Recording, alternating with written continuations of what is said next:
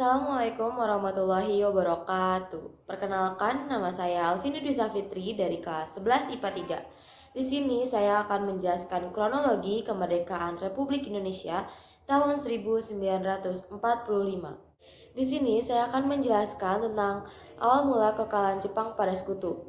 Kekalahan Jepang kepada Sekutu di Perang Dunia Kedua ditandai setelah dijatuhkannya bom atom di kota Hiroshima pada tanggal 6 Agustus 1945 dan di kota Nagasaki pada 9 Agustus 1945. Berita kekalahan Jepang pun disambut baik oleh rakyat Indonesia dan menginginkan untuk segera memproklamasikan kemerdekaan. Selanjutnya saya akan menjelaskan tentang dibentuknya BPUPKI. BPUPKI atau Dokuritsu Junbiko Sakai dibentuk sebagai persiapan kemerdekaan Indonesia yang dipimpin oleh Rajiman Widodiningrat. Namun pada 7 Agustus 1945 BPUPKI dibubarkan. Sebagai penggantinya, pemerintah Jepang membentuk PPKI, Panitia Persiapan Kemerdekaan Indonesia atau Dokuritsu Junbinkai, yang diketuai oleh Insinyur Soekarno dengan Dr. Muhammad Hatta sebagai wakil ketua dan Mr. Ahmad Subarjo sebagai penasehat. Pada tanggal 12 Agustus 1945, perwakilan Jepang yaitu Marsekal Terauchi bertemu dengan pimpinan PPKI dan Rajiman Widodiningrat di Dalat, Vietnam. Marsekal Terauchi memberitahukan bahwa akan memberikan kemerdekaan kepada negara Indonesia. Namun Sultan Syahrir mendesak Insinyur Soekarno dan Dr. Andes Muhammad Hatta untuk segera memproklamasikan kemerdekaan. Karena Sultan Syahrir berpikir bahwa hadiah yang diberikan oleh Jepang untuk kemerdekaan Indonesia hanyalah tipu muslihat Jepang saja. Selanjutnya tentang peristiwa Rengas Dengklok. Pada tanggal 14 Agustus 1945,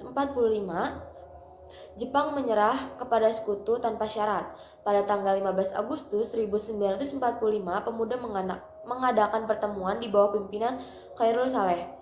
Kesepakatan bahwa kemerdekaan Indonesia adalah hak dan masalah rakyat itu sendiri dan tidak bergantung pada bangsa lain atau negara lain. Bung Karno atau Insinyur Soekarno menolak pandangan pemuda dan mengatakan bahwa proklamasi kemerdekaan harus diselenggarakan secara revolusi terorganisir pada tanggal 18 Agustus 1945 seperti yang telah disepakati pada rapat PPKI. Dr. Andes Muhammad Hatta dan Ahmad Subarjo berpendapat soal kemerdekaan bangsa Indonesia datangnya dari pemerintah Jepang atau hasil perjuangan rakyat Indonesia sendiri itu untuk tidak dipersoalkan karena Jepang sudah kalah dan yang perlu diperhatikan atau yang perlu dihadapi adalah Sekutu yang berusaha mengembalikan kekuatan Belanda di Indonesia. Pendapat tersebut tidak ditanggapi oleh para pemuda sehingga terjadi perbedaan pendapat antara golongan muda dan golongan tua. Golongan muda seperti Sultan Syahrir, Wikana, Khairul Saleh, dan Sukarni selalu mendesak agar proklamasi segera dilakukan. Mereka ingin mendapatkan kemerdekaan dengan perjuangan sendiri bukan karena hadiah dari Jepang. Pada tanggal 16 Agustus 1945 dini hari, para pemuda membawa Insinyur Soekarno dan Dr. Andes Muhammad Hatta untuk ke Rengas Dengklok yang tepatnya ada di kota Karawang. Para pemuda ingin kembali meyakinkan Insinyur Soekarno dan Muhammad Hatta untuk segera memproklamasikan kemerdekaan dan tidak terpengaruh dengan Jepang. Mereka meyakinkan bahwa Jepang sudah menyerah kepada Sekutu dan itu adalah saat yang tepat untuk segera merdeka. Usaha para pemuda untuk menekan Soekarno dan Hatta untuk segera memproklamirkan kemerdekaan Republik Indonesia tanpa campur tangan Jepang tidak terlaksana di Rengas Dengklok dan disepakati untuk proklamasi kemerdekaan Republik Indonesia dilaksanakan di Jakarta pada tanggal 17 Agustus 1945. Selanjutnya yaitu perumusan teks proklamasi.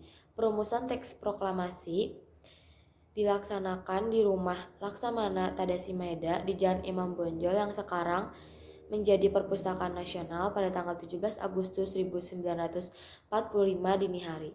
Tokoh yang hadir dari golongan tua adalah Insinyur Soekarno, Dr. Andes Muhammad Hatta, dan Mr. Ahmad Subarjo. Sedangkan tokoh dari golongan muda yaitu Soekarni, Sudiro, dan BM Diah. Bung Hatta dan Ahmad Subarjo menyumbangkan pikiran secara lisan, dan Bung Karno menulis konsep proklamasi secara kertas.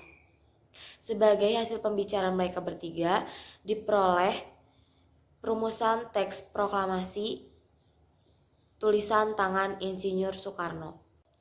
Insinyur Soekarno menyarankan agar naskah proklamasi ditandatangani oleh bersama-sama seperti naskah Declaration of Independence Amerika Serikat, namun ditentang oleh golongan muda.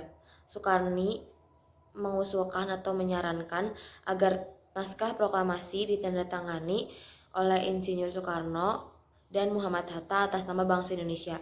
Usul Soekarni disetujui dan Sayuti Melik mengetik naskah teks proklamasi dengan perubahan yang telah disepakati bersama. Untuk menyebarluaskan berita proklamasi, oleh pemuda disiapkan lapangan Ikada.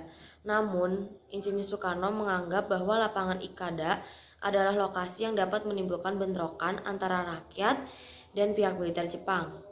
Disepakati bahwa upacara proklamasi kemerdekaan Indonesia dilaksanakan di depan kediaman Insinyur Soekarno di Jalan Pegangsaan Timur nomor 56 Jakarta pada hari Jumat tanggal 17 Agustus 1945 pukul 10.30 di tengah bulan suci Ramadan. Selanjutnya, proklamasi kemerdekaan. Pembacaan teks proklamasi dilakukan pada hari Jumat pada tanggal 17 Agustus 1945 di kediaman Insinyur Soekarno di Jalan Pegangsaan Timur nomor 56 Jakarta atau Jalan Proklamasi pada pukul 10 pagi. Para tokoh perjuangan serta rakyat berkumpul untuk menyaksikan pembacaan teks proklamasi dan pengibaran sang merah putih. Setelah Soekarno yang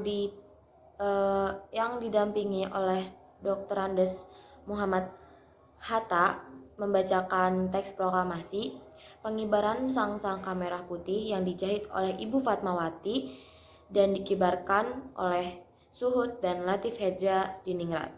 Sekian dari saya, mohon maaf bila ada kesalahan atau kekurangan dalam kata ataupun kalimat. Wabillahi taufiq wal hidayah. Wassalamualaikum warahmatullahi wabarakatuh.